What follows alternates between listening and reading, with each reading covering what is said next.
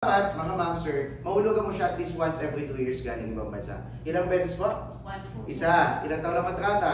2. Dalawa. Ilang beses maghuhulog? Isa lang din. Patay. Okay lang. At least nagawa mo yung kondisyon. Pero at least kung savings po ito, gawin natin siya sana monthly. So kailangan from abroad? Yes, tama po. Yes. Kung saan po kayo nagpapadala, pwede natin gamitin yan pag magsisave po kayo sa account. Now, paano ang proseso niyan? Habang nag-aaral kayo sa Dr. Claire, dito na rin po namin dadali ng inyong account. May ATM card na po kayo, sayang sa gusto nyo, may passbook na po kayo. Kung ano yung laman ng ATM card, laman ng passbook, laman ng passbook, laman ng ATM card. So, iisa lang po siya. Maliwanag po?